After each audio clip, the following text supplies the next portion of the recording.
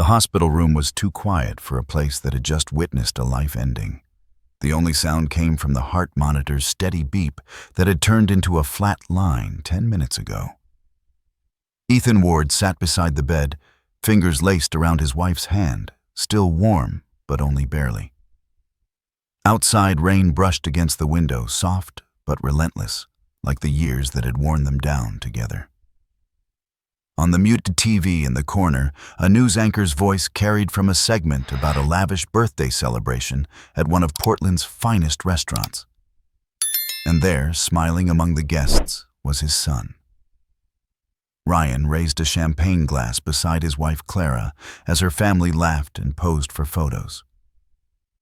Ethan stared at the screen until it blurred, not with tears, but with disbelief. His wife Marion was gone. His son was toasting his mother-in-law. He managed a small, sad smile. "She wouldn't have wanted a crowd anyway," he murmured, squeezing her hand one last time. 12 hours later, when the sun spilled pale light across his kitchen table, someone knocked at the door. Ryan stood there, in a crisp shirt hair still smelling faintly of expensive cologne and champagne. "Dad, there's something I need to talk to you about," he said, holding an envelope between his fingers. Ethan hadn't yet learned that inside that envelope was the beginning of a battle that would change everything. He hadn't slept. The smell of disinfectant still clung to his clothes. The house felt cavernous without Marion's quiet humming. Without the kettle whistling every morning at 6, Ryan stepped inside like a man visiting a stranger's home, glancing around awkwardly at the pictures on the wall, family portraits that now felt like memories from another lifetime. "I called you last night," Ethan said, his voice low but steady. "You didn't answer." Ryan rubbed the back of his neck. "I was at dinner. Clara's mom's birthday. I didn't see the call until late." Ethan nodded slowly. She passed at 9:37. "I'm sorry, Dad." The apology sounded rehearsed, practiced for sympathy. "I wish I could have been there." "I know," Ethan said, but the words didn't hide the truth he saw in his son's eyes. Regret, yes, but not for the right reasons. Ryan cleared his throat, eager to change the subject. "Listen, the hospital called me this morning about Mom's estate. There's going to be paperwork, and I figured maybe we can handle it together." Ethan looked at the envelope.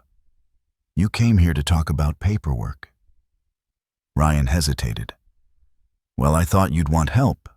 Clara's dad knows about these things, trusts, taxes, all that. We can take the load off you." Ethan walked to the counter, poured coffee into 2 mugs, and pushed one toward his son. "I can manage." "Dad," Ryan pressed, "Mom left that trust fund $2 million, right? That's a lot to handle alone. If we reinvest it smartly, it could double in a few years." Ethan's grip tightened around the mug. "She just died yesterday." Ryan blinked as if the timeline didn't matter. "Exactly. We should act fast before probate gets complicated." The old man took a slow breath. "Your mother's money isn't a portfolio, Ryan. It's her legacy." Ryan forced a grin. "And we can grow that legacy." Ethan's eyes hardened. "By giving it to someone who wasn't at her bedside?" Silence filled the kitchen, thick and uncomfortable. Rain tapped lightly against the window again, almost on cue. Ryan looked away, first pretending to study the photographs lined up on the mantel, the same ones he'd avoided on the way in.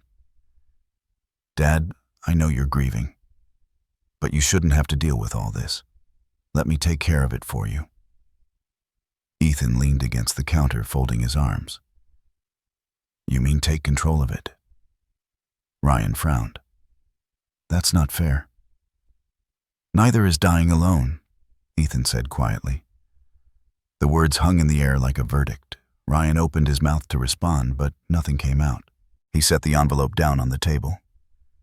"You'll at least look at this." Clara's father drew up some ideas. Ethan didn't touch it. Later, Ryan exhaled, sharply frustrated. "You don't trust me." Ethan's voice stayed calm. "I used to. Ryan laughed nervously, masking his anger.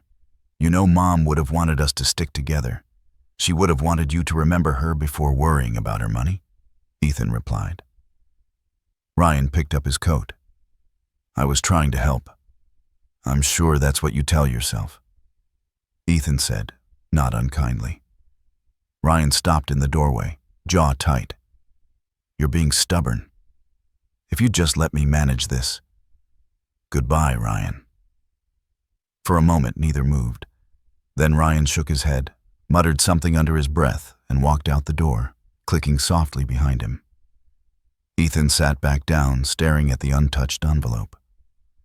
The house was silent again, except for the distant roll of thunder. He slid the envelope closer, running his thumb along its edge, but he didn't open it. Not yet.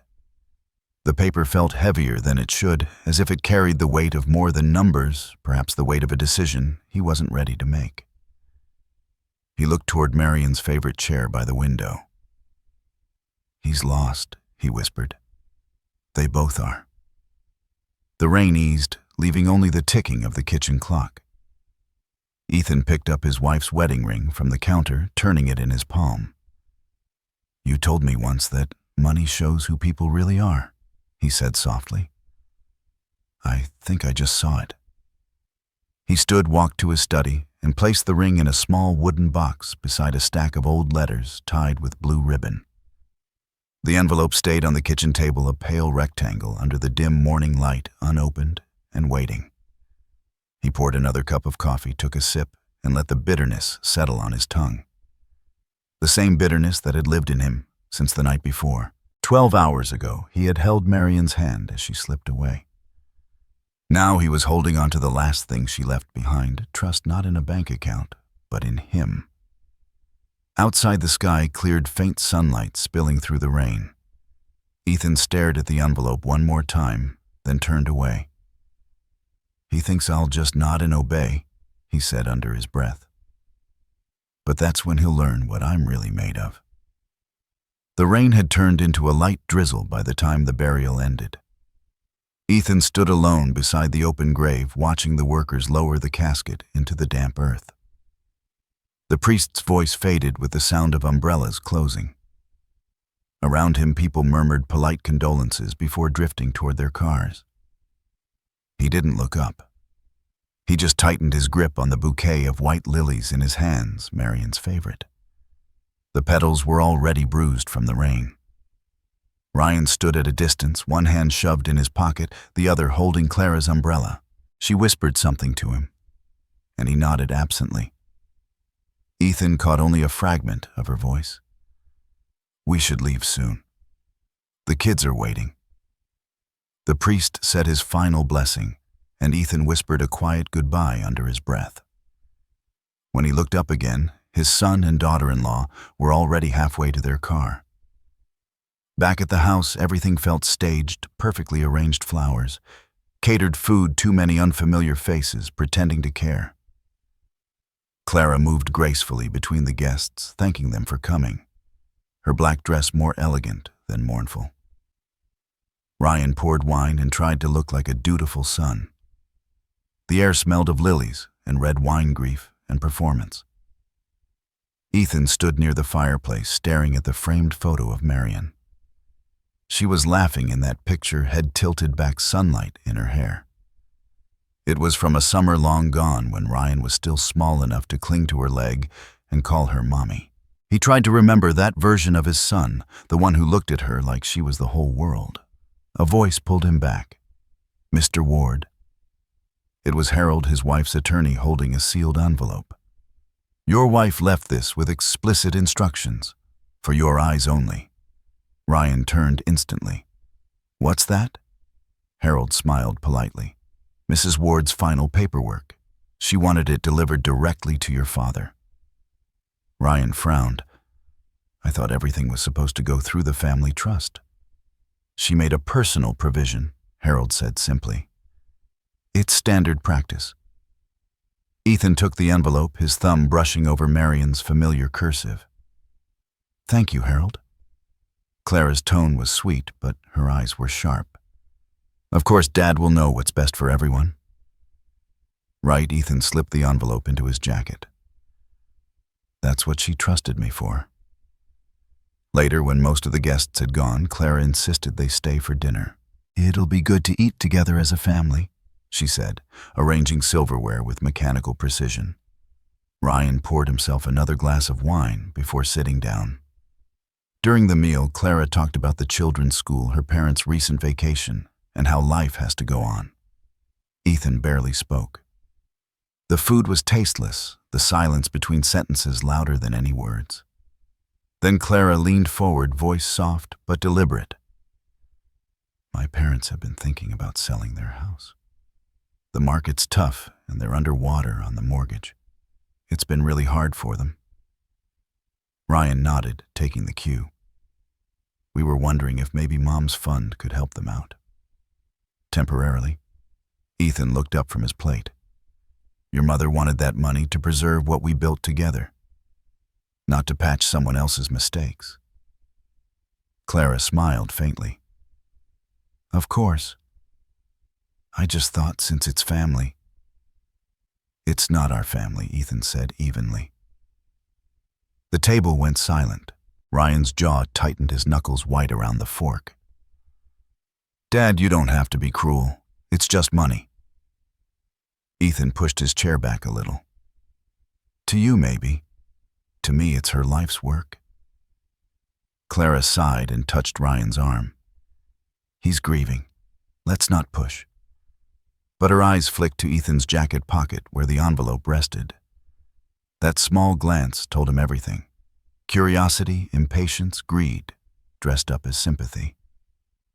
After dinner, Ethan excused himself and went upstairs.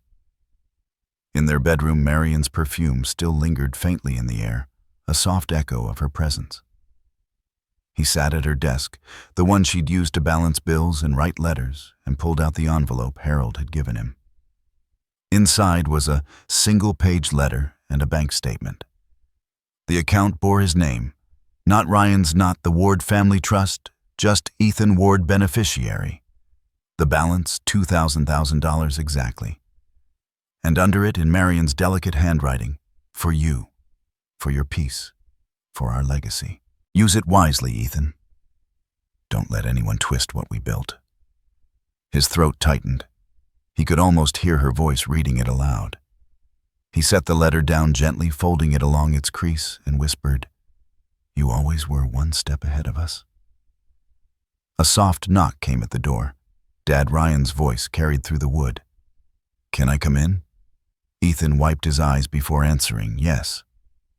Ryan stepped inside, avoiding his gaze. Clara's worried. We didn't mean to upset you. I know, Ethan said. Ryan shifted hands deep in his pockets. About the fund, Dad, you could let me help. I can handle the details, make sure the money doesn't just sit there losing value. Losing value? Ethan repeated slowly. That's how you see it. Ryan frowned. I'm just trying to be practical.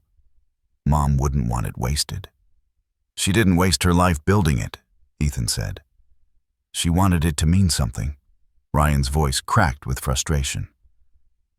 I'm not your enemy, Dad. Ethan stood the letter still in his hand. Then stop acting like a banker at her funeral. Ryan flinched. You think the worst of me. I think, Ethan said quietly, you've forgotten what the best of you used to look like. Neither spoke after that. Ryan muttered something about heading home and left without saying goodbye. The sound of the front door closing echoed through the empty house like a final punctuation mark. Ethan returned to Marion's desk, staring at her handwriting again. He placed the letter back in its envelope and locked it in the drawer. The rain had stopped, but the night outside was heavy and still. He walked to the window and looked out across the neighborhood lights, flickering in distant houses. He thought of Ryan and Clara driving home, probably arguing already, their voices sharp, their priorities tangled. For the first time, anger wasn't what he felt. It was clarity. She trusted me, he said softly, his reflection looking back at him in the glass, and I won't fail her. When he turned off the lamp, the desk was bathed in moonlight. The envelope glowed faintly against the wood, as if Marion herself was still watching over it. Downstairs, the clock chimed once midnight. Ethan whispered into the quiet, "I buried my wife today." By evening, I started burying my trust. The morning light spilled across the kitchen table, catching the rim of the coffee mug Ethan had been nursing for an hour. He hadn't touched breakfast. The house still smelled faintly of rain and lilies, the ghost of yesterday's funeral lingering in the air. When the knock came, it was light but insistent. Ryan stood on the porch, hair slicked back, shirt crisp, a smile that didn't quite reach his eyes. "Dad," he said, holding up a folder, "I think we should talk about the trust."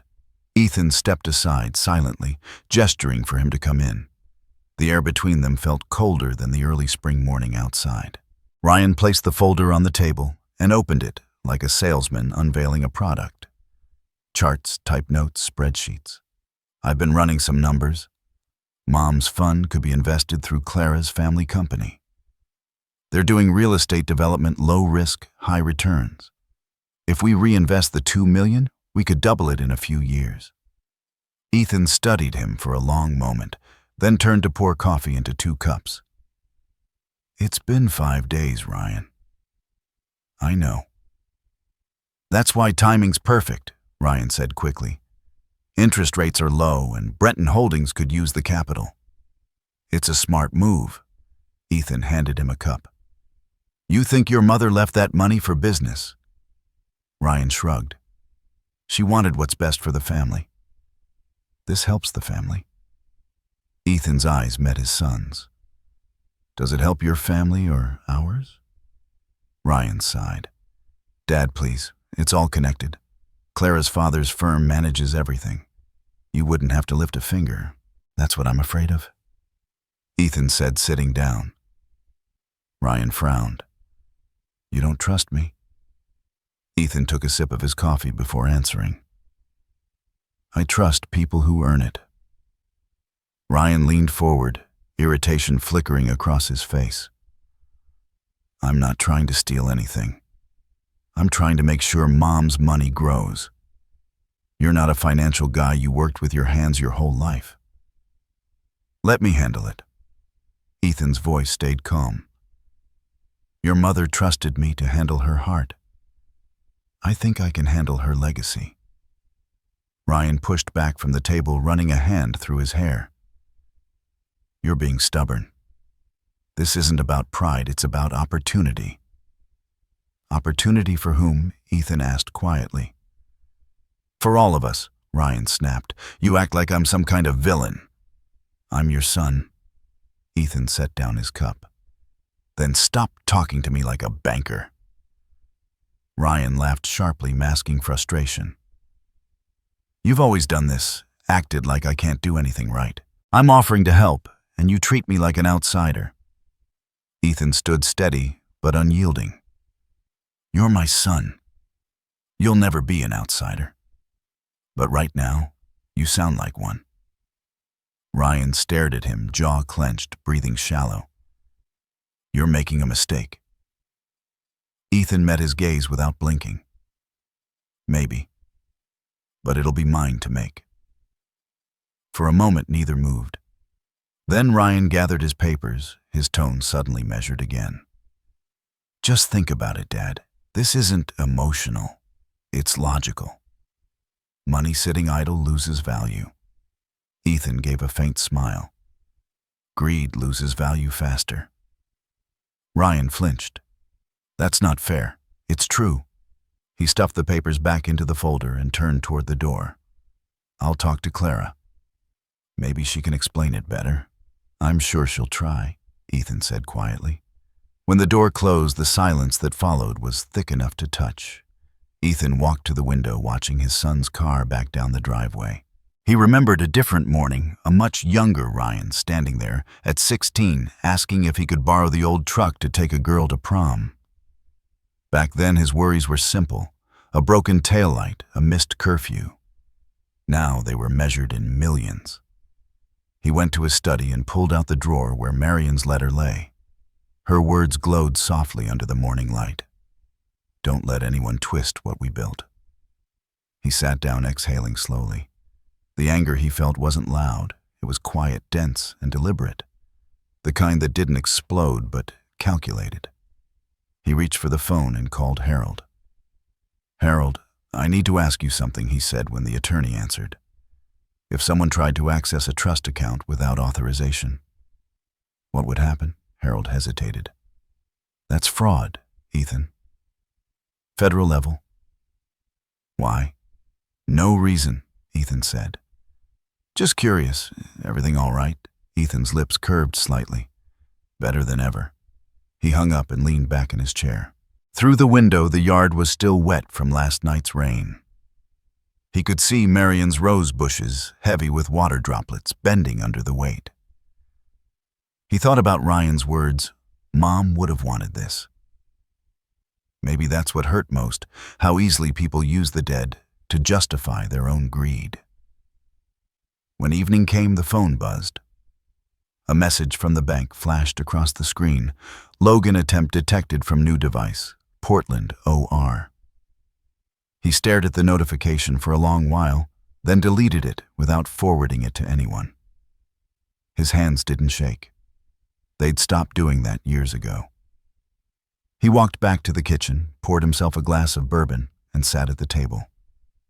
The same table where Ryan had spread his papers that morning. The folder was gone, but the smell of printer ink still lingered faintly. Ethan traced the edge of the wood with his fingers, slow and deliberate. "They see numbers," he murmured. She saw values. He raised his glass toward the empty chair across from him. "You were right again, Marion. Money doesn't corrupt, it reveals." The clock ticked softly in the background. He set the glass down, eyes narrowing in quiet resolve. "They want a manager," he said under his breath. "They'll get one." He turned off the lights and walked toward the hallway, the glow from the street lamp slipping through the curtains like liquid silver. Upstairs, he paused at the doorway of their old bedroom. The photo of Marion on the nightstand caught the faint light, her smile calm, knowing. Ethan nodded toward her picture. "They think I'll just hand it over. They've forgotten who taught me patience." Outside, thunder rumbled far in the distance, a storm forming somewhere beyond the horizon. He didn't smile, but there was a steadiness in his eyes. The kind of steadiness that meant something was already in motion. Ethan spotted his son by accident 2 days later. He'd been walking past a downtown cafe when he noticed Ryan sitting at a corner table, shoulders hunched, his voice low but urgent. The man across from him looked like a loan officer. Neat suit tense, smile, fingers tapping a tablet. Ethan slowed his pace just enough to hear fragments through the glass. Loan. Collateral. Overdue. The words hit like a quiet punch. Ryan's face was pale, his hands restless. When the conversation ended, Ryan didn't see his father standing across the street. He just shook the man's hand and walked away fast, clutching a folder to his chest. Ethan watched him disappear around the corner. He didn't follow. Instead, he turned toward the next block where the cafe's reflection caught his own. In the window, gray hair, tired eyes, the look of a man realizing how deep the hole really was. "So that's what this is," he muttered. "Not ambition. Desperation." That evening he drove to his son's house under the pretense of visiting the grandchildren. The front door opened to Clara's practiced smile, polished and hollow. "Dad. What a surprise. Come in, come in. Ryan's upstairs on a call." Her voice was syrupy, but her eyes were measuring. The house smelled of perfume and fresh paint, masking something sour underneath. Ethan stepped inside, scanning the room. The furniture gleamed expensive and sterile. A pile of unopened bills sat on the counter, half covered by a glossy fashion magazine. On the fridge hung a magnet that read, "Bless this home," and below it, a notice stamped in, "Red final payment due." Clara followed his gaze and laughed lightly. "Oh, that old thing, just a mix-up. We've been meaning to call the bank." He nodded, saying nothing. When Ryan came downstairs, his smile looked forced. "Hey, Dad. Didn't expect to see you tonight. I was nearby," Ethan said. "Thought I'd check in." They sat down for dinner, Clara filling the silence with small talk, the kids' dance recitals, a potential business trip her parents' plans to downsize. Ethan let her talk, studying every shift in tone. The meal was perfectly plated, but cold. When she mentioned her parents' mortgage again, her voice softened in just the right place. "They've worked so hard their whole lives. It's sad to see them struggle now. We just wish we could help." Ryan kept his eyes on his plate. Ethan looked up. "You think your mother's trust should cover that too?" Clara's smile never faltered. "It's all family, isn't it?" "It used to be," Ethan said quietly. She laughed, airy and dismissive. "You're old-fashioned, Dad. Families today help each other. That's what Mom would have wanted." Ethan met her gaze, calm and steady. "Your mother wanted integrity, not dependency." The silence that followed was sharp. Ryan shifted uncomfortably, muttering, "Maybe we should just drop it for now." Clara set down her wine glass. "I'm only trying to make sure everyone's taken care of." "You've done enough, Dad. Let us carry some of the weight." Ethan leaned back. "Funny thing about weight, it tends to crush people who don't understand how heavy it really is." Her expression stiffened. "You don't trust anyone, do you?" He smiled faintly. "Only those who've earned it." After dinner, Ryan followed him outside. The air was cool and heavy, carrying the scent of wet earth. "She means well," he said, quickly avoiding eye contact. "I'm sure she does," Ethan replied. "So do loan sharks." Ryan flinched. "What's that supposed to mean?" "I saw you at the cafe." Ryan's face drained of color. I didn't follow you. I didn't need to." Ethan's tone stayed even. "How deep are you, son?" Ryan rubbed his temples. "It's not what you think. Just a temporary cash flow issue. Brenton's expanding. We hit a snag. A snag that needs collateral," Ryan exhaled, shaking his head. "You don't understand. It's all under control." "You're right," Ethan said softly. "I don't understand how you keep lying to the one person who still believes you can change." Ryan's shoulders slumped. "You think I'm a failure?" "I think you're drowning," Ethan said. "And the people pulling you down are the ones you keep calling family." For a long moment, Ryan didn't speak. The only sound was the distant hum of cars on the wet road. "I'm trying to fix it," he said finally. "Clara's dad just needs an investor to bridge the gap. Once the next project hits, we'll be fine." Ethan shook his head. "You're building castles on sand, son, and you're asking me to buy the beach." Ryan turned away. "You wouldn't help me even if I begged." "I'd help you stand," Ethan said quietly, "but not by kneeling beside you." Ryan's throat tightened. "You sound just like her. I take that as a compliment." Ryan muttered something about early meetings and went back inside. Clara waited by the door, arms crossed. Her smile was gone. "He's under a lot of pressure," she said, voice sharp now. "You could make it easier." "Support isn't the same as surrender," Ethan replied. "Maybe. But sometimes love means trusting others with control." Ethan's gaze hardened. "Or it means knowing when to say no." She tilted her head, her tone almost mocking.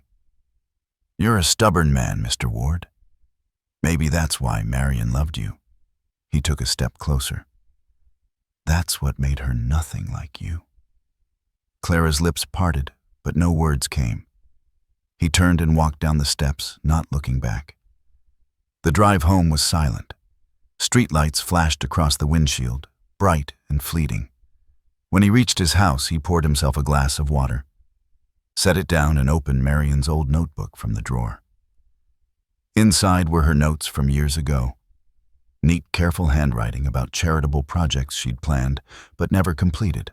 At the bottom of one page, a single line stood out. If you ever lose faith in people, invest in purpose. Ethan closed the book slowly. I will, he whispered. He picked up the phone and called Harold. Can I create a holding structure for the trust? Harold hesitated. Yes, but for what? To protect it. Maybe to invest it. Quietly. Are you planning something? Ethan looked out the window at the city lights shimmering through the mist. Not planning, he said. Protecting. He hung up and set the phone down, his reflection faint in the glass. Outside, the fog rolled across the yard, swallowing the light from the porch. He thought of Ryan's nervous eyes, Clara's perfect composure, and the truth Marion had left him, written in ink, don't let anyone twist what we built. He nodded to himself, calm and resolute. They think I'm just an old man holding on to the past, he murmured. Let's see how they handle the future. The clock ticked past midnight as he returned to his study, flipped on the desk lamp, and began to write a single name at the top of a blank page: Ward Legacy Holdings. The letters gleamed under the light, sharp and certain. I gave him life, Ethan said quietly, and they gave him greed. He set the pen down, his jaw tightening. Now I'll give him a lesson. The first call came just after sunrise. Harold's voice was steady, but Ethan could hear the undercurrent of disbelief. It's done. The holding company's been formed.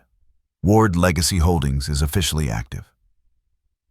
Ethan sat at his desk, coffee cooling beside a stack of papers. Good, he said quietly. Now, let's see what my son does next. By mid-morning, the local business paper ran a small article.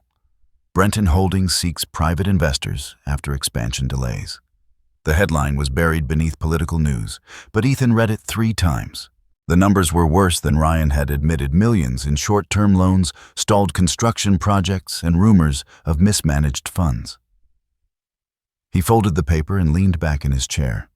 The plan forming in his mind wasn't born of anger. It was precision.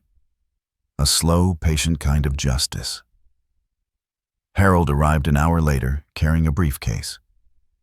You realize, he said as he sat down, that if we do this, you'll essentially become their silent creditor.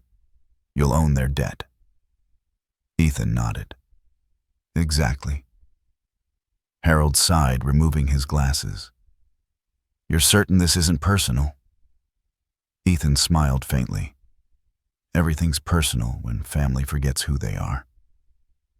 He signed the first document without hesitation. The ink spread slowly across the page, final and absolute. That afternoon, he drove to the city's financial district, where glass towers rose like monuments to ambition. The banker waiting for him was young and polished, his smile corporate and hollow. Mr. Ward, I've reviewed your proposal. It's unusual. You want to purchase Brenton Holdings' outstanding corporate debt privately. That's right, Ethan said. Typically, investors prefer equity. I prefer leverage. The banker hesitated, then nodded, typing quickly on his tablet. You have the liquidity for this transaction. Ethan slid a single folder across the table. Inside was the documentation from Marion's trust, clean, impeccable, unquestionable.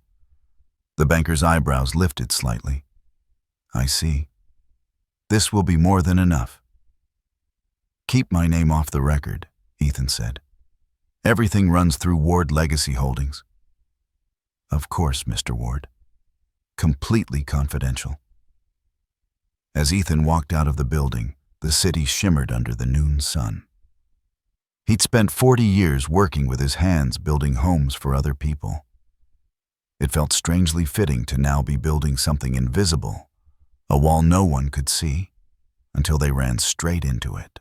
At home, he found Marion's photo on the mantel, the same one from their 30th anniversary. He touched the edge of the frame.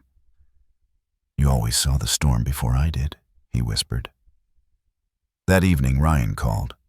His tone was bright, rehearsed. "Dad, good news. We've found a potential investor, European firm, calls itself Ward Legacy Holdings." Ethan hid a smile. "Is that so?" "Yeah, can you believe it? Out of nowhere. They're offering bridge financing at favorable terms, way better than the banks." "I see," Ethan said. Ryan continued, his voice quick with relief. "Once this goes through, we'll stabilize the company. Clara's already planning a dinner to celebrate." "You should come.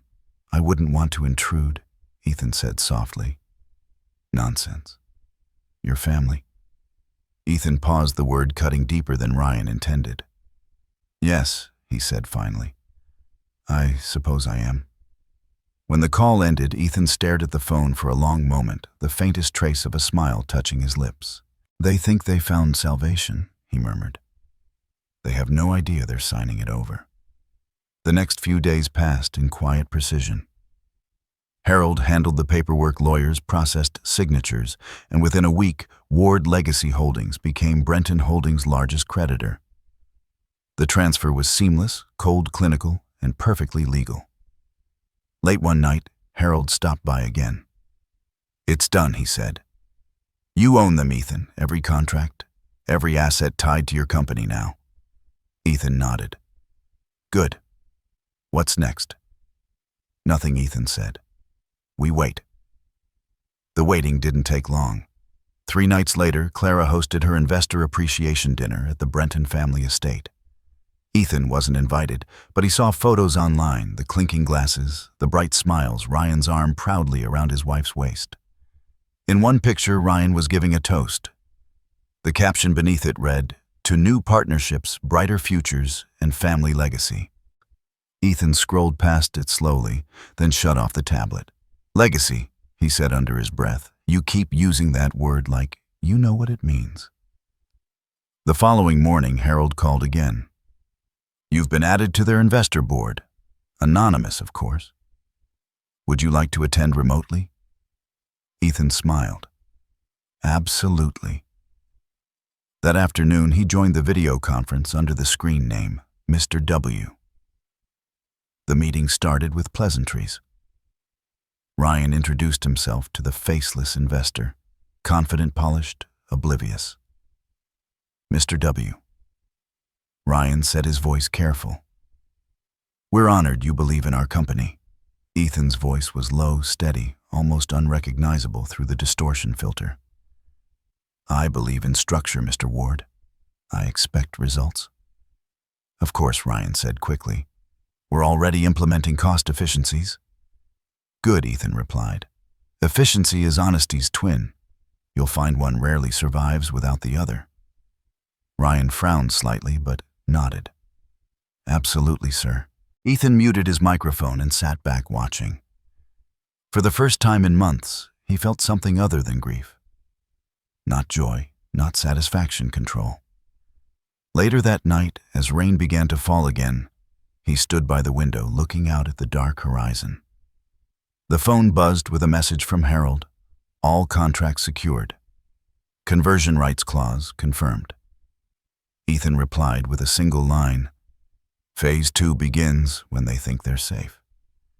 He poured a small glass of bourbon and raised it toward the storm. "To you, Marion," he said softly. "You left me the tools. I just had to learn how to use them." Outside, lightning cracked across the clouds, illuminating the city for a heartbeat. In that brief flash, Ethan saw his reflection in the glass, not a widower anymore, not a victim, but a strategist. "They wanted a benefactor," he whispered. "They got a reckoning." Rain drummed softly against the tall windows of Ethan's office as Harold spread the latest reports across the desk. "They've started using your capital," he said. "Brenton Holdings just cleared their overdue accounts. Payroll's stabilized. Your son's convinced the company's out of danger." Ethan flipped through the pages without much expression. "How long before they realize they're not the ones holding the leash depends," Harold said. "They think Ward Legacy Holdings is just another foreign investor. To them, you're a faceless source of salvation. Ethan set the papers aside and leaned back in his chair. Good. Let them feel comfortable. That's when people show who they really are. By the end of the week, the headlines painted Ryan as a miracle worker. Brenton Holdings saved by new investor partnership. Ethan read the article over his morning coffee, shaking his head slightly. The photo accompanying the story showed Ryan in a designer suit, arm around Clara, both smiling like they'd conquered the world. The doorbell rang just as he folded the newspaper. He opened it to find Clara standing there with a bottle of wine and a carefully rehearsed smile. "Dad," she said brightly, stepping inside without waiting for an invitation. "We wanted to say thank you. You've been so supportive these last few weeks." Ethan raised an eyebrow. "Supportive? I didn't realize silence counted as that." She laughed smooth and practiced. "You know what I mean. Things have been tense, and your understanding means the world to us." Ethan gestured toward the living room. "Where's Ryan? He's at the office. Busy as ever." She set the wine on the table and looked around, her eyes landing on Marion's photo on the mantel. "It's still strange without her here." "Yes," Ethan said quietly. "It is." Clara's tone softened, feigned sympathy dripping from every syllable. "You know she'd be proud of what Ryan's done. Turning things around like this, it's what she always believed he could do." Ethan met her gaze. She believed in his heart, not his numbers. Clara smiled unbothered. "Either way, it's a new beginning. The company's doing well again. We were thinking of hosting a small gathering to celebrate." "Just family." "Family," Ethan repeated. "Yes, you should come. Ryan would love it." He didn't respond. She filled the silence. "And while we're talking about family, there's something else." She hesitated, then looked directly at him. "Ryan mentioned you might have access to Mom's trust details. The balance, the distributions." Ethan's expression didn't change, but his voice turned quiet and deliberate. "That's none of your concern." Clara blinked. "I didn't mean you did," he said, cutting her off. "And I'll make this simple. That trust isn't yours. It isn't Ryan's. It's mine, and your mother-in-law's intentions won't be rewritten by people who didn't know her." Clara's composure faltered for a split second before she recovered. "You misunderstand, Dad. We're just trying to make sure everything's handled properly." "It already is," Ethan said. She forced a small laugh, gathering her purse. "Well, I should go. We'll see you at the party." "I'll think about it," he said. After she left, the house felt smaller, heavier. Ethan stood by the window watching her car pull away, the taillights cutting through the fog like two red eyes. He picked up the phone. "Harold, it's time. Begin the quiet acquisition." "Understood," Harold replied. "We'll start buying their outstanding debt through intermediaries. By next quarter, you'll have a controlling claim." Ethan's voice was calm. "Good. I don't want them to fall. I want them to kneel." That night, Ryan called excitement in his voice. "Dad, we just landed a new contract, a hotel chain from Seattle. This could triple our revenue next year." "That's impressive," Ethan said. "Who negotiated it?" "Clara and her father, mostly." "You should have seen her. She's incredible at this." "I'm sure she is," Ethan murmured. "Just remember who you're dealing with. Partnerships can turn into cages." Ryan laughed. "You sound paranoid. Everything's finally going right. Be careful, son. Sometimes the worst mistakes start as celebrations." He could almost hear Ryan's smile through the phone. "You worry too much. We're on the same team now." Ethan ended the call and sat in the dark for a long while. The storm outside was picking up, rain tapping against the windows like impatient fingers. He opened Marion's notebook again. One page caught his eye, a quote she'd copied from something she'd read years ago. "When you lend someone your strength, make sure they don't mistake it for their own." He traced the words with his thumb. "You saw this coming, didn't you?" he whispered. By morning, the first reports came in from Harold. Phase 1 completed, he said over the phone. You now own 41% of Brenton's debt portfolio through secondary lenders. They won't even notice. Not yet. Ethan nodded slowly. And the board, they're celebrating. They think the crisis is over. Good, Ethan said. That means it's just beginning. Later that afternoon, he drove to the construction site where Brenton Holdings was building its new flagship property. It was supposed to symbolize Renewal, a glittering office complex in downtown Portland.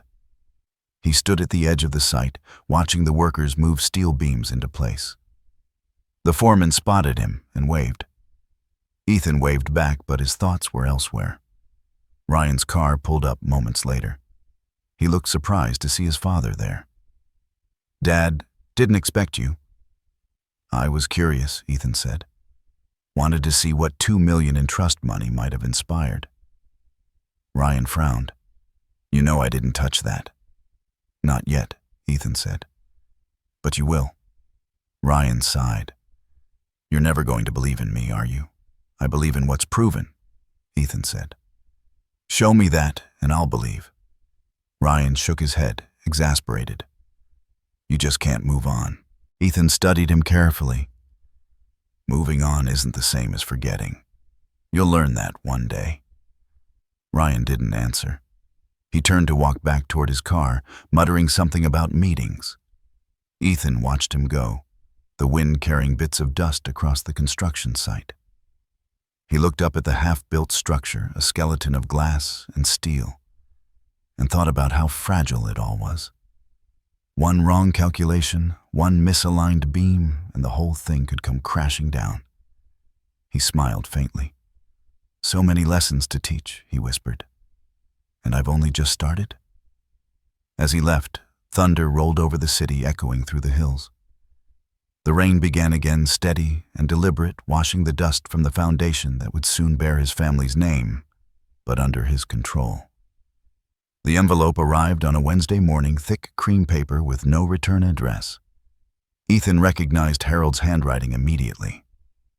Inside was a smaller folder labeled Personal Records Marion Ward. He sat down at the kitchen table, the same table where he'd last argued with Ryan, and slid the documents out carefully. The first page was a dated investment certificate from 12 years ago. Brenton Holdings Class B shares, 3.8% ownership. His breath caught for a second. The signature at the bottom was unmistakably Marion's. He read the fine print twice. There was a clause beneath the equity statement, convertible into controlling interest upon default of company debt. Ethan exhaled slowly. You clever woman, he murmured.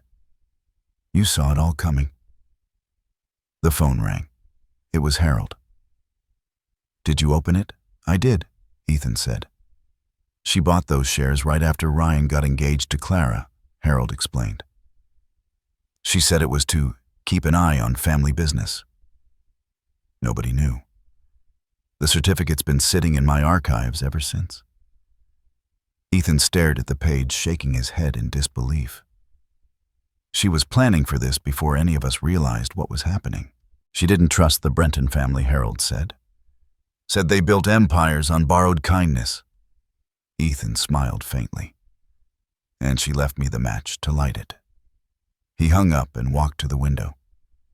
The morning sun had burned off the fog, leaving the garden sharp and clear. Marion's rose bushes glowed red against the green. It felt like she was still guiding him, still 3 steps ahead. He took the file back to his desk, reading every line.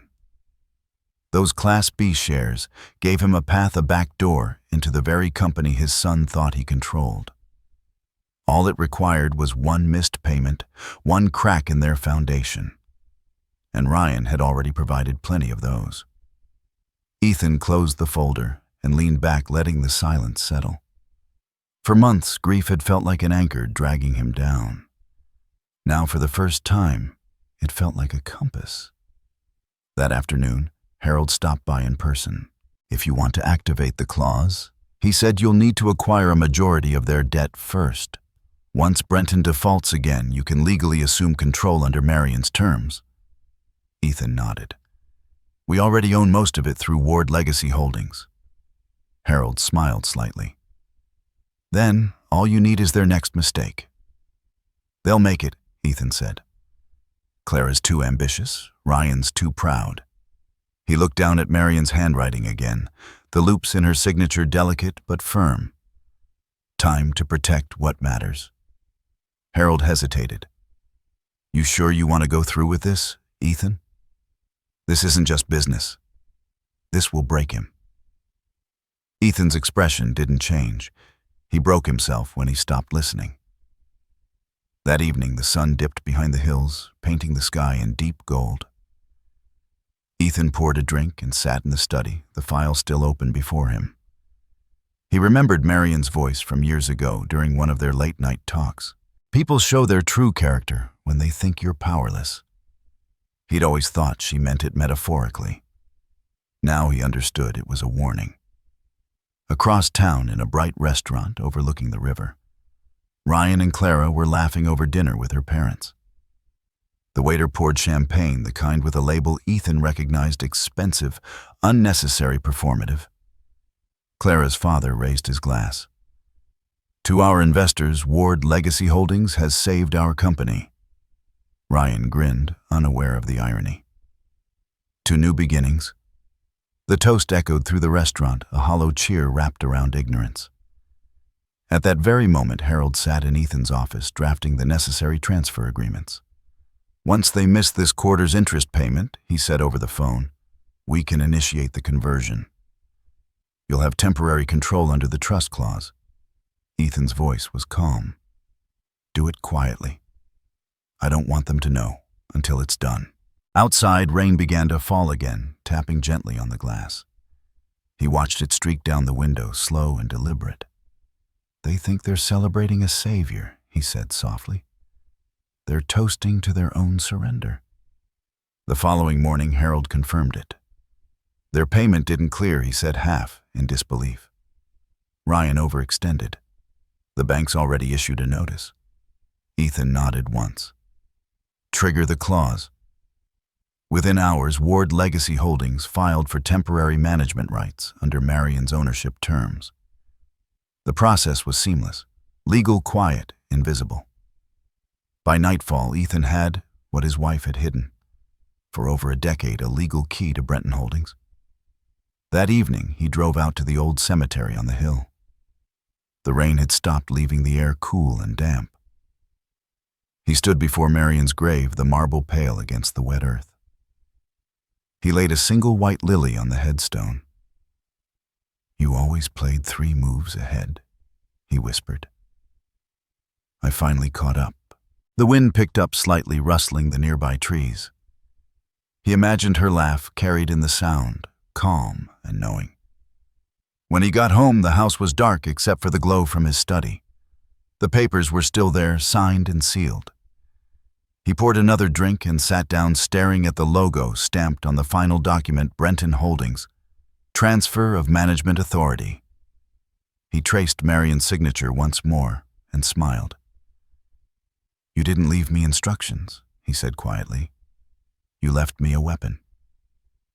Across town, Ryan was asleep beside Clara, dreaming of expansion plans and new contracts, blissfully unaware that the company he claimed to have saved now belonged to his father. Ethan leaned back, eyes half closed, the hum of rain soft against the window. They thought they were buying time, he said under his breath. They didn't know I'd already bought them. By Friday morning, the local business headlines were calling Brenton Holdings a remarkable comeback story. Ryan's smiling face filled the news photo, his arm around Clara, as they stood before the company's glass building. European investor saves legacy firm, the caption read. Ethan stared at the article on his tablet, the irony almost too rich to enjoy. The investor was him. The savior they toasted was the same man they'd underestimated. Harold's call came mid-morning. The transition went through smoothly. You're officially their largest creditor. 49% of their operating debt is held under Ward Legacy Holdings, with the trust conversion that gives you silent control. Ethan leaned back in his chair. Then the game begins. They believe you're a Swiss consortium, Harold added. Ryan's been bragging about how he secured the deal himself. Ethan smiled faintly. Good. Let him think he's the hero. Heroes never see the trap until it closes. Later that day, Ethan joined a shareholder meeting remotely, his name displayed as Mr. W, the screen filled with faces. Board members, managers, consultants. At the center was Ryan, looking confident, energized, completely unaware of who was watching. Thank you, everyone, Ryan began. With our new investors' trust, Brenton Holdings is entering a new era. Mr. W, we appreciate your faith in us. Ethan's voice came through steady and neutral. Faith is earned, Mr. Ward. See that it's not misplaced. The room fell quiet. Ryan forced a smile. Of course, sir. You'll be pleased with the next quarter's numbers. I don't care about numbers, Ethan said evenly. I care about structure and discipline. Ryan's throat tightened just slightly. Understood. When the meeting ended, Ethan muted the feed and sat in silence. He could almost hear Marion's voice again, calm and amused. People don't learn through comfort, Ethan. They learn through consequence. That night, Clara hosted a dinner party to celebrate new beginnings. Ethan didn't attend, but Harold sent him photos from a social media post, Ryan standing by a champagne tower, Clara in a sequined dress, her parents smiling smugly beside them. The caption read, "To our investor, thank you for believing in us." Ethan studied the image for a long time, then deleted it. Belief is a dangerous currency, he said quietly. The following morning, Harold stopped by with updates. They've signed a 5-year operational agreement under your terms. They're bound to maintain transparency, report all financials quarterly, and honor your approval rights. Ethan nodded. Perfect. They've built their own cage and handed me the key. He walked to the window, watching the light cut through the clouds. When Marion talked about teaching through silence, I never thought she meant this literally. She'd be proud, Harold said. You're using what she built. I'm using what she left, Ethan corrected softly. But the lesson's still hers. Across town, Ryan sat in his office, unaware that every report, every expense, every decision now ran through his father's oversight. He leaned back in his chair, basking in the praise of employees who suddenly respected him again. Clara breezed in, radiant and self-satisfied. You see, I told you we'd make it. My father said your investors got deep pockets. You should propose a second round of funding before anyone else catches their attention. Ryan smiled, pride swelling. Maybe I will. Ethan, reading the financial notifications on his phone, chuckled to himself. Patience, son. Greed always overreaches. A week later, Harold reported that Clara's father had suggested restructuring the company's real estate assets under a joint venture. The deal was designed to funnel profits through his family's trust. Ethan read the summary carefully, every clause written with the precision of manipulation. Approve it, he said finally. Harold frowned. Approve it, yes. Let them feel bold. You're sure Ethan's tone didn't waver? Confidence is like glass. It shines brightest right before it shatters. 3 days later, the Brenton family threw another dinner, this one at their downtown office rooftop. Ryan gave a speech full of gratitude and pride. Ward Legacy Holdings believed in us when no one else did, he said. We owe them everything. Back in his study, Ethan watched the live stream with a glass of bourbon. When Ryan lifted his glass toward the camera, Ethan raised his own. To you, son, he murmured. To the lesson you're about to learn. After the dinner, Harold called. Their joint ventures officially filed. The fine print you inserted last quarter, the performance failure clause, will activate within the year if they miss their benchmarks. Once that happens, your temporary control becomes permanent. Ethan nodded. Marion would have loved the elegance of it. She'd call it chess, Harold said. She'd call it justice, Ethan replied. The following week, Ethan visited the downtown property. Brenton's latest project, a towering office complex near the river. Ryan didn't see him. He was too busy giving a tour to potential clients. Ethan watched from across the street as his son gestured grandly at the building. Pride radiated from him, blinding and dangerous. Clara stood beside him, nodding in approval. Ethan turned to Harold, who was waiting by the car.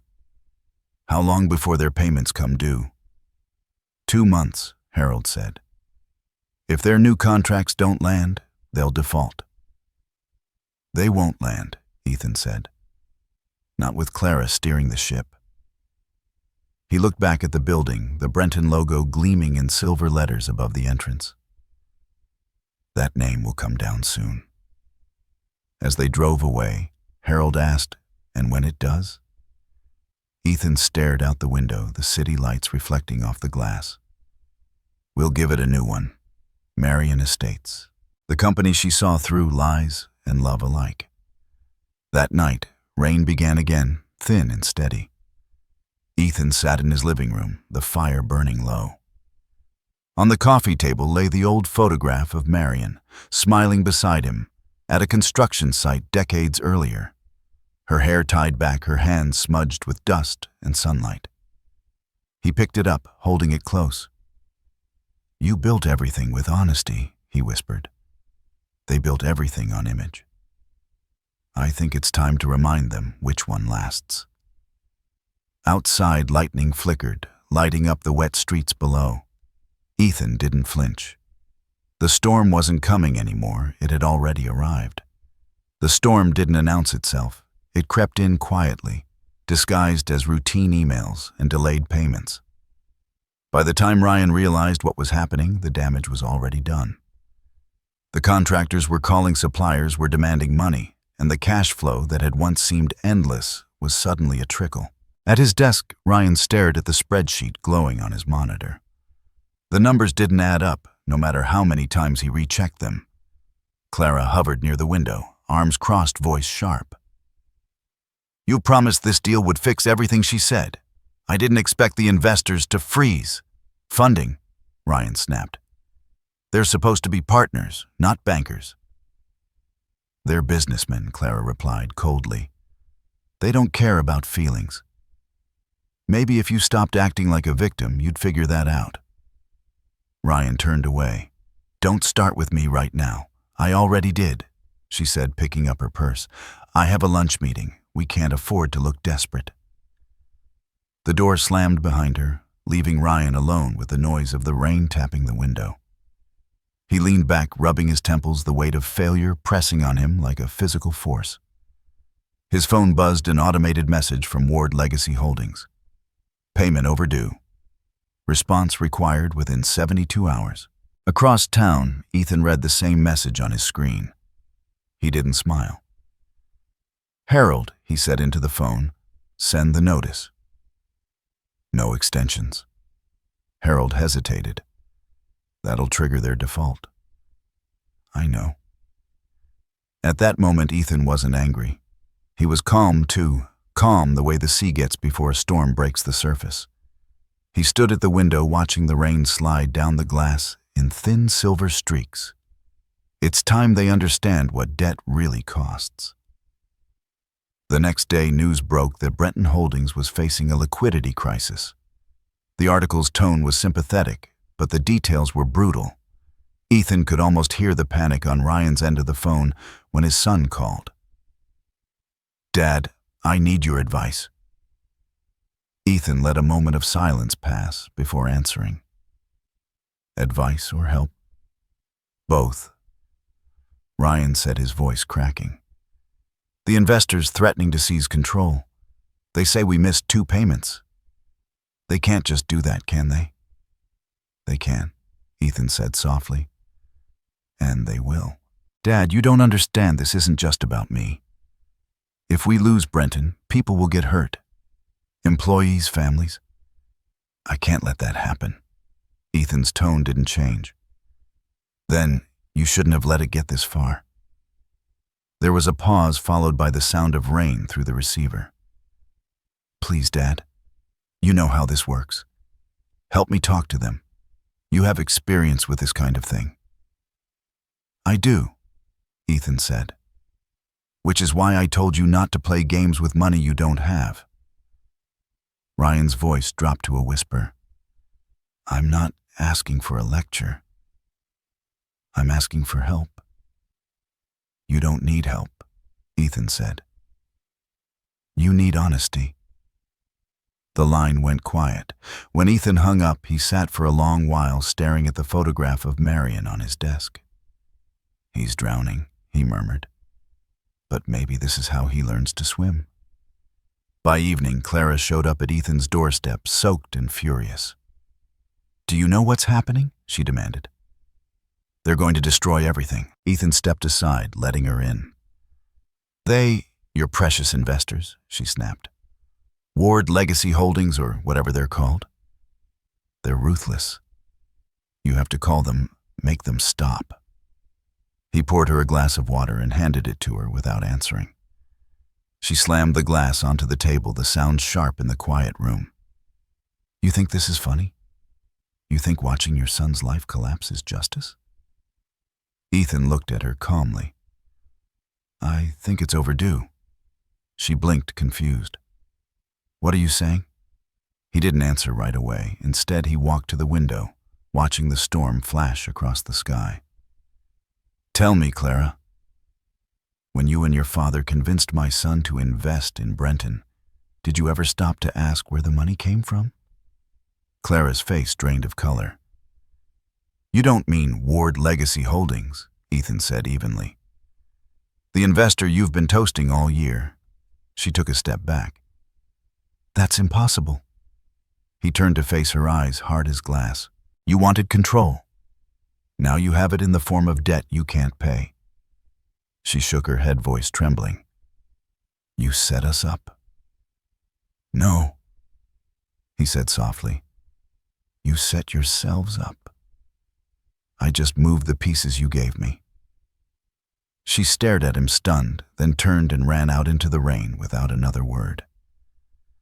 An hour later, Ryan called again. This time his voice was broken. Dad, please. I know it was you. Ward Legacy Holdings. It's you, isn't it? Ethan didn't deny it. It is. Ryan's breath caught. Why? Why would you do this to me? I didn't do it to you, Ethan said. I did it for you. Don't lie to me. Ryan's voice cracked into anger. You wanted me to fail. Ethan's tone softened. No, son, I wanted you to see the truth. You built your life on someone else's money, someone else's name, someone else's patience. Your mother tried to teach you what legacy meant. You learned greed instead. There was silence on the line, followed by a faint sound. Maybe a sob, maybe just the storm. Finally, Ryan spoke again, his voice hollow. It's over, isn't it? It doesn't have to be, Ethan said. You can start again. Without the lies. Without them. You've taken everything, Ryan whispered. There's nothing left. Ethan closed his eyes. There's always something left. Integrity, if you choose to find it. He heard the line click dead. For a long moment, Ethan didn't move. Then Harold called. They've officially defaulted. You now have control under Marion's clause. Ethan opened his eyes, his voice quiet. So it begins. He walked to the study where Marion's notebook still lay open on the desk. The last line she'd written glowed under the lamplight. When love fails to teach, consequence must. He touched the page with a steady hand. It's time, Marion. Outside, thunder rolled low across the hills. The rain softened to a drizzle, quiet and steady, washing the city clean. By sunrise, Ryan's empire would belong to the man who had built everything, with his hands lost, everything to grief, and reclaimed everything through patience.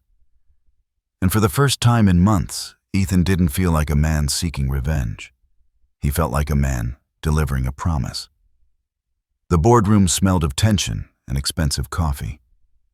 Rain streaked down the tall glass windows, a steady rhythm against the silence. Ryan sat at the head of the table, eyes bloodshot, a half-empty water bottle trembling in his hand. Across from him, Clara kept scrolling through her phone, pretending calm, while her heel tapped against the marble floor. The company's attorney entered first, his face pale. "We need to start," he said quietly. "Ward Legacy Holdings has called for an emergency meeting." Ryan tried to steady his voice. "They can't just walk in and take over. We can still negotiate." The attorney didn't look convinced. "They've already filed for control under the debt clause. It's legal, binding, and effective immediately." The door opened again, and every head turned. Ethan Ward walked in. His gray suit was simple, his expression calm, but the air in the room shifted instantly. Ryan froze, his mouth falling open. "Dad." Ethan placed a leather folder on the table and took the empty chair across from his son. "Let's not waste time," he said. "We have business to settle." Clara stood abruptly. "What is this? Why are you here?" Ethan met her eyes. "You should know by now. You've been living off my investment for a year." Ryan blinked, confused. "Wait, what are you talking about?" Harold entered behind Ethan, carrying a stack of documents. "Mr. Ward," he said formally, "as of this morning, you are the controlling creditor and primary stakeholder of Brenton Holdings. The company is under your management." Clara's face went pale. "No. That's impossible." Ethan opened the folder, sliding a contract toward Ryan. "Not impossible. Just math." Ryan looked down at the papers, his hands trembling as he read the header. "Transfer of ownership, pursuant to Ward Legacy Holdings debt conversion clause." "This has to be a mistake," he whispered. Ethan's voice stayed steady. "Your mother thought so too once. She bought those shares 12 years ago just in case her son ever forgot what responsibility meant." Ryan's head snapped up. "Mom did this." "She planned for it," Ethan said softly. "I just followed through." Clara slammed her palms on the table. "You can't do this. You can't just take everything." Ethan turned toward her, his tone even. "You took everything the moment you convinced him to gamble with family money. All I did was make sure the lesson had a receipt." Ryan's breathing grew shallow. "Dad, please don't do this. I'll fix it. I'll pay everything back." "You can't," Ethan said. "You signed it all away. You had chance after chance, and you still didn't learn." Clara's voice cracked into a bitter laugh. "You think this makes you a hero? You're just a bitter old man punishing your son because he lived differently than you." Ethan looked at her calmly. "No. I'm a father making sure my wife's legacy doesn't die in your debt." The silence that followed was suffocating. Outside, thunder rolled low across the city. Ryan stood abruptly, the chair scraping against the floor. "You wanted me to fail. Admit it. You could have stopped this before it started, but you wanted to watch me crash." Ethan rose slowly, his face unreadable. "I didn't want you to fail, Ryan.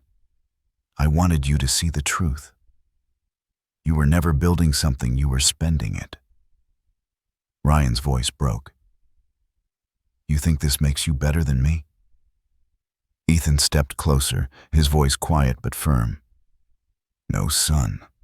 It makes me older than you. That's all. I've already made the mistakes you're just beginning to pay for." Clara turned toward the lawyer. "There must be a way to block this. We can sue, right?" The attorney wouldn't meet her eyes. "The contracts are valid. Mr. Ward's ownership is legally sound." Her expression cracked into panic. "Then we're ruined." Ethan gathered the papers back into the folder. "No," he said, "you're free. You just don't know it yet." Ryan sank into his chair, hands in his hair. "What happens now?" Ethan looked around the room. The expensive suits, the trembling interns, the walls lined with glass and ego. "Now we start over," he said.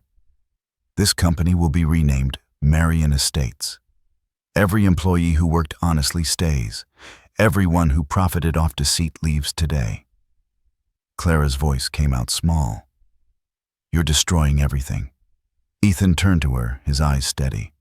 "No, I'm restoring it." For a moment, no one moved. The only sound was the steady hum of the rain outside. Then Ethan walked to the head of the table, the seat Ryan had once claimed, and placed both hands on its edge. "Marion believed in legacy," he said quietly, "but she also believed in mercy. That's why you'll still have a roof over your head. But this," he gestured to the room, "is no longer yours." Ryan lifted his head slowly, his voice breaking. "What do you want from me?" Ethan's tone softened. "I want you to remember who you were before all this. The boy who wanted to build, not just own." Clara grabbed her purse and stormed toward the door. "You'll regret this," she spat. Ethan didn't even turn. "I already regret trusting you." The door slammed, echoing down the hallway. For a long while, neither father nor son spoke. Finally, Ryan whispered, "I can't believe it's all gone." Ethan sat across from him. "It's not gone. It's just under new management." Ryan laughed bitterly. "Yours?" "Your mother's," Ethan corrected. "Everything I do now is for her." Ryan looked up, eyes wet. "She'd hate this." Ethan shook his head. "No, she'd hate what you became." Outside, lightning flashed white and sharp. The city lights glowed against the rain. Ethan stood collecting his folder. "We'll discuss your severance tomorrow. For tonight, go home." Ryan stared at him. "Home, I don't even know where that is anymore." Ethan paused at the door. "Then start looking." He left the room without another word, his footsteps echoing down the marble hallway. By the time he reached the street, the storm had eased into a drizzle. The driver opened the car door and Ethan slid in quietly. Through the window, he saw the building's sign, Brenton Holdings, illuminated one last time before the lights flickered and went dark. "Drive," he said. As the car pulled away, he took Marion's ring from his pocket and turned it in his fingers. The city blurred outside, silver and wet, and for the first time in months, he felt the weight in his chest lift just a little. He had not won a battle. He had restored balance. "Justice served," he whispered, "the way she would have wanted." The next morning, sunlight poured through the blinds, too bright for the kind of night the world had just ended in. Ethan sat at his kitchen table with a half-empty cup of coffee, the newspaper folded beside him. The front page headline was brutal but accurate: "Brenton Holdings restructured under new ownership, founder's son steps down." Beneath it was a photo of Ryan leaving the office building, head down, rain falling on his shoulders like shame made visible. He didn't read the article. He didn't need to. He'd written the ending himself. A soft knock broke the silence. When Ethan opened the door, Ryan stood there. His clothes were wrinkled, eyes sunken from lack of sleep. For the first time in years, he looked like a boy again. Small, uncertain, trying to make sense of a world that no longer bent to him. "Dad," he said quietly. Ethan stepped aside. "Come in." They sat across from each other, the distance between them filled with everything they hadn't said. Ryan's voice came out rough. "Clara's gone. She left last night." Ethan nodded. "I'm not surprised. I don't even know where she went." "You will," Ethan said, pouring him coffee. "People like that don't vanish. They just move on to the next wallet." Ryan flinched, but didn't argue. He wrapped his hands around the mug and stared at it like it held answers. "You humiliated me," he said finally. Ethan's tone was even. "No, son. I educated you." Ryan looked up, anger flickering behind the exhaustion. "You could have stopped it sooner. You could have helped me." "I did." Ethan said softly. Every time I told you to slow down, every time I told you to listen, you mistook warnings for judgment. Ryan laughed bitterly. So this is my punishment. This is your lesson. Ryan's shoulders sagged. Then what now? You've got the company, the money, the name. I've got nothing. Ethan leaned forward, his voice steady but not unkind. You still have a choice. You can keep pretending you were a victim, or you can learn from the wreckage you built. Ryan's eyes filled, but he blinked hard and kept his composure. You really think there's anything left to rebuild? Ethan nodded once. There always is. You just have to start small. They sat in silence for a while. Outside, a breeze lifted the curtains, the kind of morning wind that carried the smell of wet earth and renewal. When Ryan finally spoke again, his voice was quieter. I'm sorry? For all of it. Ethan looked at him for a long time. I know you are. Later that afternoon, Ethan drove downtown to the Marion Estates headquarters, the new name already etched in bronze at the building's entrance. Inside, employees were moving boxes, painting over old signage, clearing out the last traces of Brenton Holdings. Harold met him in the lobby with a folder. It's done, Harold said. Every document finalized. You own everything. Ethan shook his head. No, Marion does. Harold smiled faintly. She would have liked that. They walked through the corridors together, watching the quiet rebirth of the company. Workers smiled, shaking Ethan's hand, thanking him for saving their jobs. He nodded politely, but inside the praise felt heavy.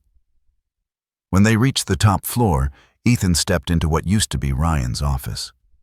The view overlooked the city, the same skyline he'd once shown his son as a child, telling him, someday you'll build something that lasts.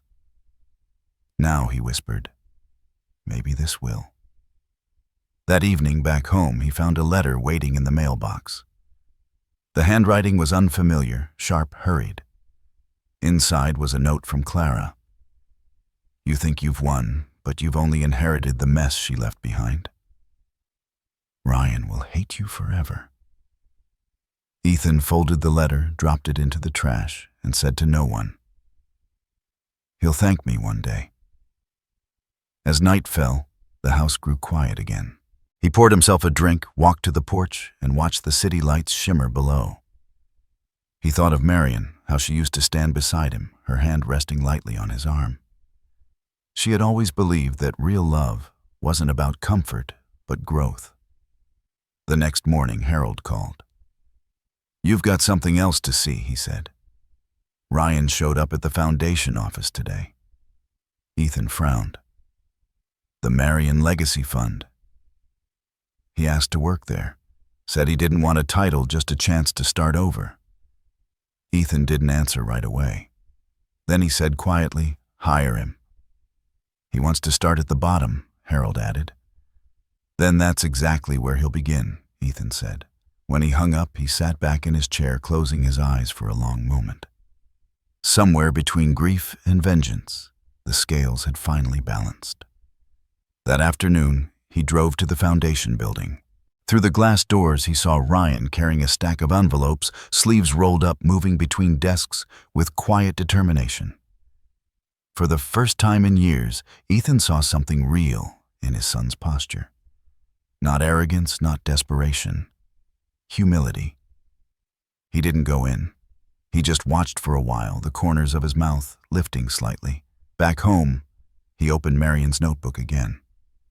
On the last page, in her familiar handwriting, were the words, Justice isn't revenge. It's restoration. He traced the letters with his fingertips, whispering, You were right, love. Again. That evening, Harold stopped by with 2 glasses and a bottle of whiskey. They sat on the porch, the sun setting low behind the hills. So Harold said, pouring them each a drink. What's next? Ethan smiled faintly. Rebuilding, this time with purpose. Harold nodded. And your son, he's working for his mother now, Ethan said, lifting his glass. To Marion, Harold asked. To legacy, Ethan replied. They clinked their glasses, the sound soft and final. The wind carried the last of the day's warmth as the first stars began to appear.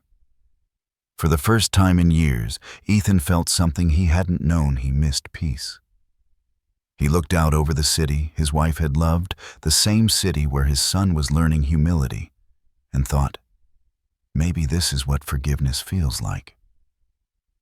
In the distance, the Marion Estates building glowed faintly in the dark, a quiet monument to everything they had lost and everything they had finally learned to rebuild. 1 year later, the ballroom of the Portland Civic Center glowed with soft light and quiet applause. A banner stretched across the stage reading, Marion Legacy Foundation, 1 year anniversary. Ethan stood behind the podium, his silver hair brushed neatly, his dark suit simple but sharp. The applause faded, replaced by a silence heavy with respect. He cleared his throat and smiled faintly. When we began this foundation, he said, I wasn't looking to build another business. I'd already built enough. What I wanted was to rebuild something else, trust. The audience listened intently. Rows of employees, donors, and families who'd benefited from the foundation's scholarships filled the hall. On the front row sat Ryan, hands folded, posture, straight eyes, clear in a way Ethan hadn't seen since he was a boy. My wife believed that money without meaning was just noise. Ethan continued. She believed in creating things that last longer than you do. That's what this foundation is for, to make her kind of legacy. Applause followed, warm and steady. Ethan stepped back from the podium, shaking hands, accepting congratulations. But the real satisfaction came when he looked at Ryan and saw not guilt, not pride, but purpose. After the event, Ryan joined him backstage. You were good up there, he said, almost shyly. Ethan smiled. I had good material. Ryan chuckled. Mom would have been proud. She always was, Ethan said softly. Even when we weren't? They stood in comfortable silence, the kind that had taken a year to rediscover. Ryan had spent those months at the foundation, starting in the mailroom, then moving into logistics. He never complained, never asked for more. He worked hard, learned quietly, and rebuilt himself piece by piece. How's the scholarship program going? Ethan asked. Better than expected, Ryan said. We just approved a new batch, mostly single parents and veterans. It feels good, Dad. Really good. Ethan nodded, his chest tightening with something between pride and relief. That's what work is supposed to feel like. They left the venue together, the night air cool and still. Outside, the city stretched before them, glowing against the dark sky. Ethan paused at the top of the steps, looking out at the skyline. You know, he said, your mother used to say that the measure of a person isn't what they build, but what they leave standing when they're gone. Ryan glanced at him. And what do you think she left? Ethan smiled faintly. You. For a long moment, neither spoke. The city below buzzed with distant traffic and the hum of neon. Ryan slipped his hands into his pockets. You ever think about retiring? Ethan laughed quietly. I've been trying. But every time I sit still, something new shows up on my desk. Yeah, Ryan said. I know the feeling. The next morning, Ethan arrived at the foundation's downtown office early before anyone else. He liked the quiet hours when the city was still half asleep. He walked past the glass wall where the foundation's motto was etched, Integrity is the only inheritance that matters. Marion's words. In his office, sunlight cut across the desk, landing on a framed photo of Marion smiling in front of the old house they'd built together. He touched the edge of the frame, a small ritual he never skipped. You'd like him now, he whispered. He's learning. The phone rang. It was Harold. Morning, Ethan. Congratulations on the event. The press loved it. I'm sure they did, Ethan said. People always love redemption stories. Well, this one's real, Harold replied. That's what makes it different. Ethan smiled. It took long enough. After they hung up, he sat for a while watching the city come alive outside his window. Delivery trucks moved through the streets, storefronts opened, and life went on, simple, steady, unremarkable. For a man who'd spent a lifetime chasing results, this quiet consistency felt like grace. Later that afternoon, Ryan stopped by the office. Got a minute? Always, Ethan said. Ryan handed him a folder. This is the quarterly report for Marion Estates. Profits are strong. The team's talking about expanding the development arm again. Ethan flipped through the pages. Looks solid. Ryan hesitated. I was thinking of buying out the Brenton property. Ethan looked up. The one where it all fell apart, Ryan nodded. Yeah, I thought maybe we could rebuild it into housing for low-income families. Something good finally to come out of all that. Ethan studied him for a moment. That's not business, son. That's legacy, Ryan smiled. Guess I learned from the best. Ethan closed the folder and leaned back. Make it happen. When Ryan left, Ethan sat alone again, letting the weight of the years settle gently on his shoulders. There had been a time when revenge had driven him, a time when justice meant balance measured in pain. But now he understood something deeper. Revenge ends, but legacy doesn't. As evening fell, he locked the office and walked down to the riverfront. The water reflected the city lights, each ripple catching a fragment of color. He stood there for a long while, breathing in the crisp air, feeling the world settle around him. He thought about Marion, the way she used to tease him for being too serious, the way she'd remind him that patience was its own kind of courage. You were right, he murmured into the wind. It wasn't about winning. It was about restoring. Behind him, the city clock struck 7. He took a deep breath, the kind that carried both closure and continuation. That night he returned home, poured 2 glasses of wine, and set one across from his own on the kitchen table. The habit never faded, and maybe it never should. To you, he said quietly, for teaching me that legacy isn't money or buildings, it's people who learn from what we leave behind. He sat in silence for a while, the clock ticking softly in the background. Then, with a small smile, he added, You'd like how it turned out. The next morning, the sun rose bright over Portland, spilling gold across the city. At the foundation, the day began like any other. Phones ringing, papers, shuffling voices blending in quiet industry. On the lobby wall, a new plaque gleamed beneath Marion's motto, dedicated to those who rebuild with integrity. Ethan stood in front of it for a moment, hands in his pockets, then turned toward the door. Outside, Ryan was waiting by the car. Ready, he asked. Ethan smiled, more than ever. They drove off together toward the foundation's newest project site, a stretch of land by the river, where cranes and scaffolding marked the start of something new. As the car rolled through the city, Ethan looked out the window, his reflection merging with the skyline. Funny thing about justice, he said quietly. When it's real, it doesn't end anything. It just begins something better. And somewhere deep inside, he knew Marion would have smiled at that.